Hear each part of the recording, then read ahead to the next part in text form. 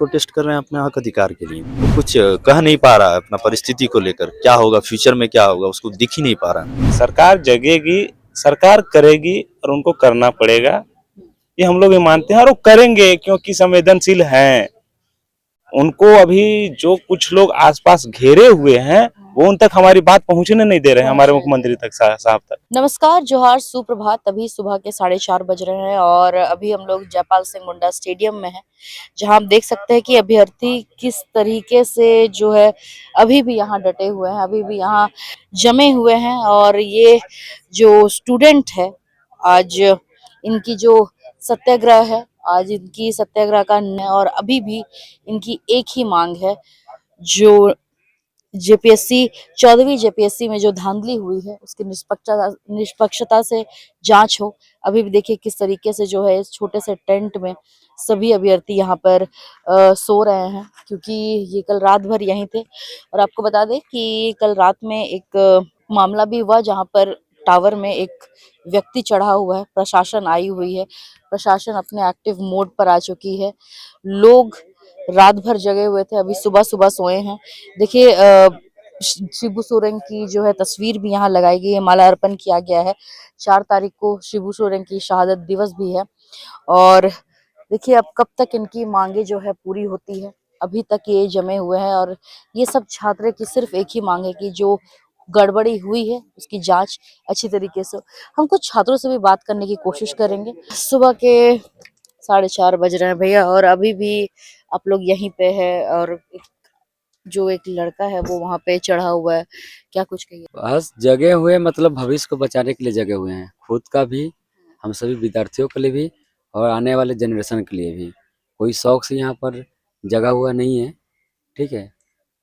चाह रहे हैं तो हमारी जो मांग है सरकार अवश्य मांगे, क्योंकि हम लोग जिस उम्मीद के साथ पढ़ाई किए हैं, पेरेंट्स ने हमें कितना मेहनत कर कर के पढ़ाया है, ये हम ही विद्यार्थी लोग जानते हैं। ये दुर्भाग्य है कि हम लोग झारखंड में जन्म लिए हैं और इस तरह का हमारे साथ माने अत्याचार हो रहा। भविष्य को हम लोग को बेचा जा रहा, पैसों में तौला जा रहा है। जिसके पास पैसा है वो लोग खरीद ले रहा है हम लोग को भविष्य, जिसके पास नहीं है वो वही है। हम लोग सरकारी स्कूल के पढ़े हुए बच्चे हैं, ठीक है, लेकिन वही है, सिर्फ पैसा का खेल हो गया। अभी शिक्षा तो सिर्फ मुट्ठी भर लोगों के पास सीमित हो गई। जिसके पास पैसा है उसी के पास शिक्षा है, बात यही है। सरकार तक तो बात पहुंच चुकी है अभी तक, लेकिन उन्होंने कोई रिस्पॉन्स नहीं किया है, ना ही अपना कोई प्रतिनिधि को भेजा है बात करने के लिए, वार्ता करने के लिए। हालांकि ये एक अच्छा संकेत नहीं है, उनको जरूर बात करनी चाहिए, संवाद करनी चाहिए थी। खुद नहीं आते लेकिन अपना प्रतिनिधि भेज सकते थे। जो भी हल निकलता, जो भी धांधली हुई, जो भी बातचीत से बहुत सारी चीजें हो सकती थी, लेकिन अभी तक नहीं हो पाई है। अब देखते हैं कि जब तक नहीं हो पाई तब तक हम लोग तो रहेंगे, क्योंकि ये जो आंदोलन है अनिश्चितकालीन है और करना ही पड़ेगा, क्योंकि बहुत ज़्यादा अन्याय कब तक सहोगे, एक ना एक दिन तो चीज़ें बिखरेगी। तो इसीलिए हम लोग बैठे हुए हैं और लगातार बैठे रहेंगे जब तक सरकार हम लोगों की मांगे पूरी नहीं करेगी। आप लोग उस टेंट से अब इस टेंट में आ गए, आज मतलब इस टेंट का आज पहला दिन होगा, तो क्या कुछ तकलीफ आपको कुछ ऐसे प्रॉब्लम्स झेलने पड़ रहे हैं, या फिर क्योंकि बरसात का मौसम है, कभी भी मौसम चेंज हो सकता है, कभी भी धूप हो सकता है, कभी भी छाव हो सकता है, तो उस पर कुछ कहना चाहेंगे। हाँ, थोड़ी सी दिक्कत, हम लोग विद्यार्थी हैं, छात्र हैं, हम लोग तो आदत है प्रॉब्लम झेलने की, लेकिन एक थोड़ा वहाँ टेंट था, थोड़ा चीज़ें सुविधा थी। लेकिन जब देखें कि वहाँ कुछ राजनीतिक तत्व पाए जा रहे हैं तो हम लोग छात्र हैं, हम लोग को राजनीति नहीं करनी है, हम लोग को सरकार से बस मांगे रखनी है जो हम लोग को चाहिए। तो ऐसा कुछ नजर आया तो हम लोग अपना बना लिए, क्योंकि हम लोग छात्र का आंदोलन है, सिर्फ छात्र करेंगे। और रही बात कुछ तकलीफें की, तो हाँ थोड़ी बहुत हुई, फीवर होता है, जैसा कि टेम्परेचर अप एंड डाउन हो रहा है, अचानक बारिश हो रही है, अचानक धूप हो रहा है, जिसके कारण थोड़ा बहुत फीवर भी हुआ। मैंने दवाई भी खाई और तबीयत खराब भी हुई, लेकिन फिर भी हम लोग डटे हैं, हम लोग नहीं, हिम्मत नहीं हारेंगे। घर वाले कैसा रिस्पॉन्स कर रहे हैं, घर वाले क्या कुछ कह रहे हैं, क्योंकि 10 दिन होने जा रहा है आज सत्याग्रह का। फाइनली आज फादर का कॉल आया था शाम को, रात को। उन्होंने बोला कि बेटा क्या हो रहा है, कब तक होगा, क्या चीज़ें। तो मैंने उनसे बोला यही कि पापा देखते हैं क्या कर सकते हैं, आप हम लोगों से बहुत उम्मीद करते हैं, अगर आप उम्मीद कर रहे हैं, आपका बेटा अच्छा नंबर भी ला रहा है, ऐसा बात नहीं नंबर नहीं ला, मार्क्स लाने के बावजूद अगर नहीं होता है तो उसके बाद फिर हम लोग के पास क्या ऑप्शन बचता है, आंदोलन करने के अलावा कुछ नहीं ऑप्शन नहीं बचता है। पापा बोले ठीक है बेटा, देखो जब तक हो पाए ठीक करे।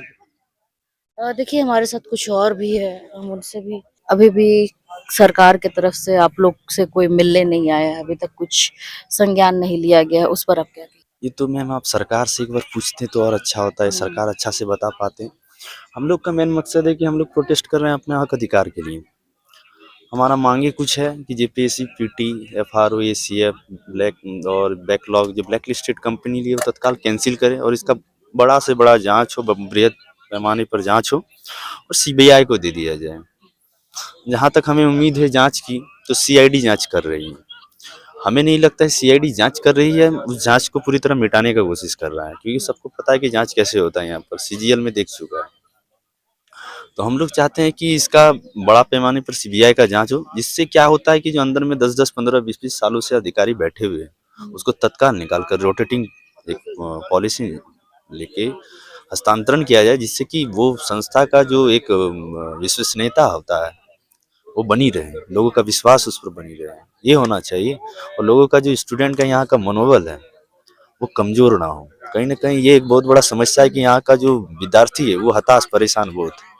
वो कुछ कह नहीं पा रहा है अपना परिस्थिति को लेकर, क्या होगा फ्यूचर में, क्या होगा उसको दिख ही नहीं पा रहा है। तो वो आंदोलन इसीलिए पकड़ा क्योंकि यहाँ पर कोई जॉब नहीं, सारा जॉबों को बेचा जा रहा है। तो कहीं ना कहीं विद्यार्थी में एक आक्रोश, और ये आक्रोश इस आंदोलन में देखने को मिल रहा है हमें।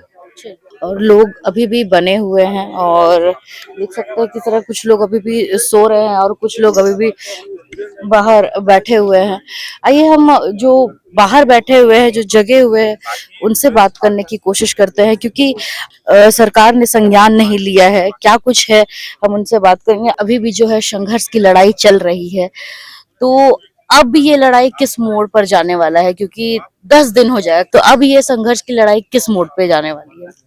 कल हम लोग की जो थी संघर्ष का वो प्रथम चरण समाप्त हुआ है। आज से हम लोग का दूसरा चरण शुरू हो रहा है, जिसके बारे में प्रेस ब्रीफिंग हम लोग देंगे कि क्या हम लोग का अभी से लेकर के 5 तारीख तक का शेड्यूल होने वाला है। ठीक है।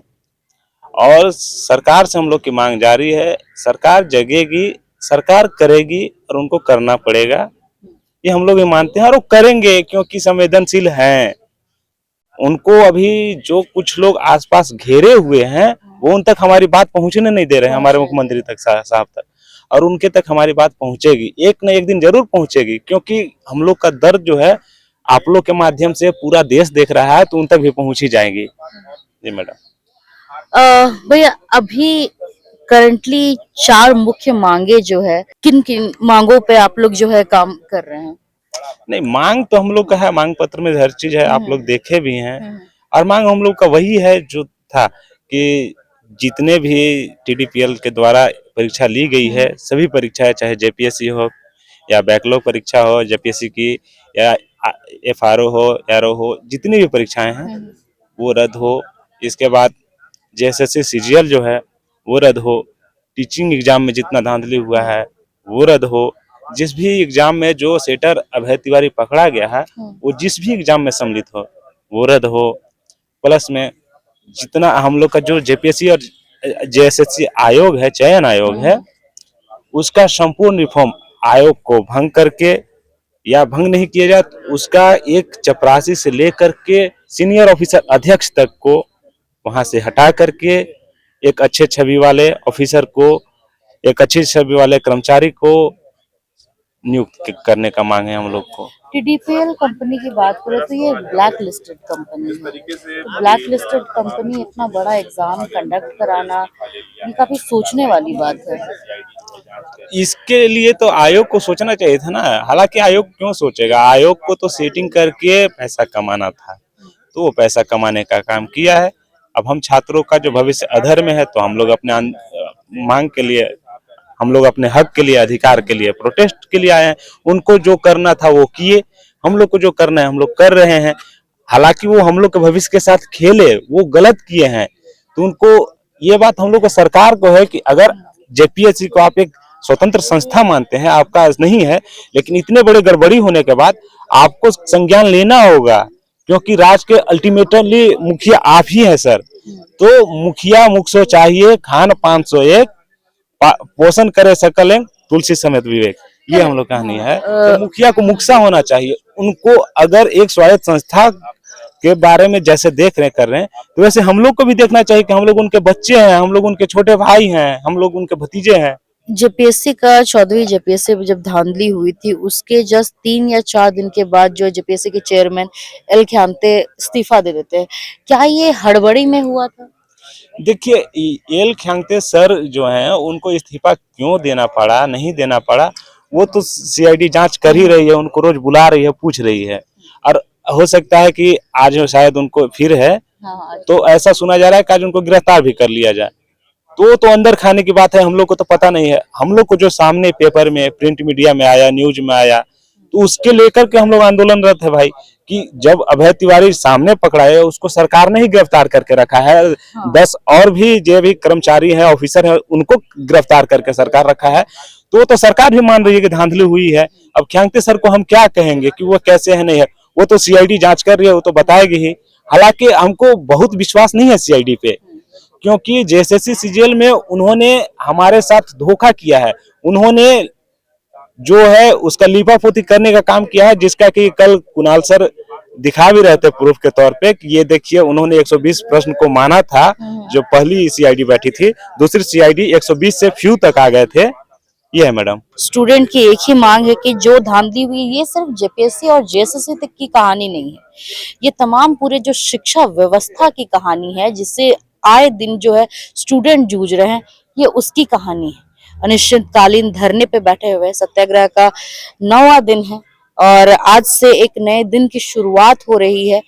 और जैसा कि हमने आपको बताया कि हमने इस जेपीएससी और जेएसएससी के जो धरने हैं इसे डे 1 से कवर किया है और हर एक दिन का रिपोर्ट हम आपको दे रहे हैं। कमेंट सेक्शन में जरूर बताइएगा कि आखिर कब तक जो है शिक्षा व्यवस्था ऐसे ही झूले की तरह इधर उधर लटकते रहेगा। क्या जो है अकाउंटेबिलिटी लेनी चाहिए, क्या जो है जवाबदेही देनी चाहिए, आप कमेंट सेक्शन में जरूर बताइएगा। तब तक के लिए बने रहिए लाइव लगातार के साथ। मैं हूं रिया किस्वटा अपने सहयोगी जयंती के साथ। धन्यवाद। लाइव लगातार के वीडियो को लाइक करें, सब्सक्राइब करें और बेल आइकन को दबाना न भूलें।